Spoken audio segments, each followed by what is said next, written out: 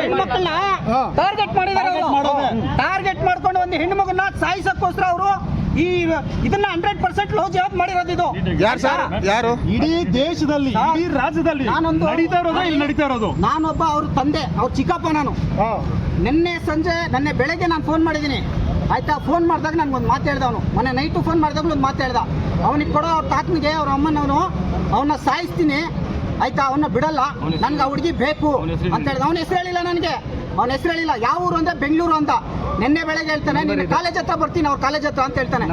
ಆಯ್ತಾ? ನನ್ನ ನಂಬರ್ ಇದೆ ಸರ್, ಅವ್ನ ನಂಬರ್ ಇದೆ, ಆಯ್ತಾ? ಕಾಲ್ ಮಾಡಿರೋದಕ್ಕೂ ನಂಬರ್ ಇದೆ, ಕಾಲ್ ಡೀಟೇಲ್ಸ್ ಇದೆ.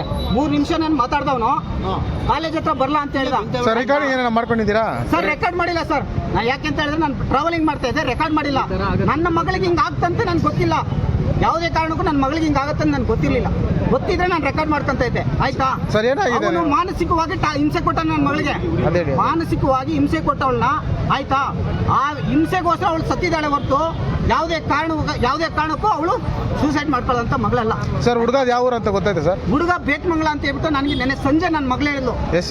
ಹೆಸರು ಗೊತ್ತಿಲ್ಲ, ನಾನು ಕೇಳಿದೆ. ಟ್ರೂಕಾಲಲ್ಲಿ ಆಯ್ತಾ ಅಷ್ಟೇ. ಅವನು 100% ನೋಡಿ ಸರ್, ಇದು ನನ್ನ ಮಗಳಿಗೆ ಉದ್ದೇಶಪೂರ್ವಕವಾಗಿ ಅವಳಿಗೆ ಮಾನಸಿಕವಾಗಿ ಹಿಂಸೆ ಕೊಟ್ಟಾನೆ. ಹಿಂಸೆ ಕೊಟ್ಟಿರೋದ್ರಿಂದ ನನ್ನ ಮಗಳು ಸುಸೈಡ್ ಮಾಡ್ಕೊಂಡವಳೆ.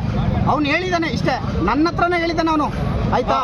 ದಯವಿಟ್ಟು ಅವನ್ನ ಕರೆಸಿ ವಿಚಾರಣೆ ಮಾಡಲಿ. ಈಗ ನೋಡಿ, ಅವನು ಪಾಕಿಸ್ತಾನದಲ್ಲಿಲ್ಲ, ನಾನು ಇಲ್ಲೇ ಹೇಳ್ತೀನಿ ನೋಡಿ, ಅವ್ನು ಪಾಕಿಸ್ತಾನದಲ್ಲಿಲ್ಲ, ಅವ್ನು ಇರೋದು ಇಲ್ಲೇ ಬೇಟ್ಮಂಗ್ಲದಲ್ಲಿ.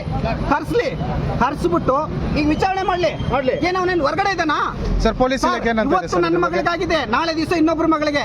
ಈ ದೇಶದಲ್ಲಿ ನಡೀತಾ ಇರೋದೇ ಇದು ಸರ್, ಇದು ಆಯ್ತಾ? ಇದೇ ನಡೀತಾ ಇರೋದು. ಒಂದೇ ಒಂದು ಮಾತನ್ನ ಹೇಳ್ತೀನಿ, ಇದನ್ನ ಕೇಳ್ಕೊಂಡ್ರಿ. ಇಷ್ಟು ಜನ ಬಂದ್ರು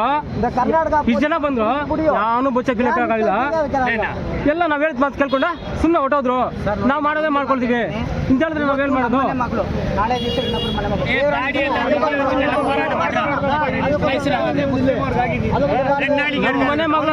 ನಮ್ಮ ಮನೆ ಮಗಳು ಆಗ್ಬಿಟ್ಟು ನಾವು ಬಂದಿರೋದು ಇಲ್ಲಿಗೆ. ನಮ್ಮ ಕೈಲಿ ಏನಾಗಲ್ಲ ಅಂತ ಹೇಳಿ ಗೊತ್ತಾಗೋದು.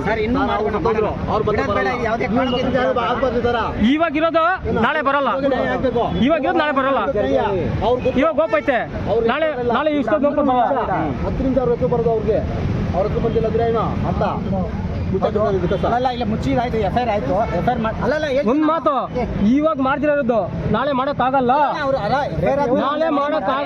ಅಲ್ಲಲ್ಲ ಬಾರೇ ಮಾಡ್ತಾರೆ. ಮಾಡಿಲ್ಲ ಅಂತ ಹೇಳಿದ್ರಿ ನಾವು ಇಡೀ ಕರ್ನಾಟಕಕ್ಕೆ ಜನತೆಗೆ ನಮ್ಗೆ ಗೊತ್ತು, ಆಯ್ತಾ? ನಾವು ಏನ್ ಮಾಡ್ಬೇಕು ಅದು ಮಾಡೋಣ ಸರ್. ಇವಾಗಿರೋ ಜನ ನಾಳೆ ಬರಲ್ಲ, ಇದೊಂದು ಮಾತು. ಇವಾಗಿರೋ ಜನ ನಾಳೆ ಬರಲ್ಲ.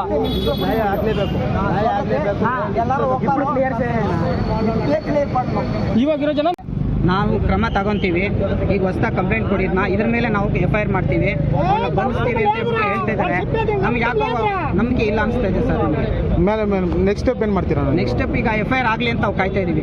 FIR ಆದ್ಮೇಲೆ ನಾವು ತಗೊಂಡೋಗಿ ಇದು ಮಾಡೋಣ. ದಫನ್ ಆಗೋಯ್ತಾನ? ಇಲ್ಲ, ಮಾಡಿಲ್ಲ ಸರ್. ಮಾಡಿಲ್ಲ ಸರ್. ದಫನ್ ಇನ್ನೂ ಮಾಡಿಲ್ಲ. ನಮ್ಮ ಮೇಲೆ ಲಾಠಿ ಚಾರ್ಜ್ ಮಾಡಿ ಲಾಠಿ ಎತ್ಕೊಂಡು ಬರ್ತಾರೆ ಅಂತ ನಮ್ಗೆ ಎಲ್ಲಿ ನ್ಯಾಯ ಸಿಗ್ತದೆ? ನಾವೇನೋ ದೌರ್ಜನ್ಯ ಮಾಡಿದೀವಿ ಅವ್ರ ಮೇಲೆ?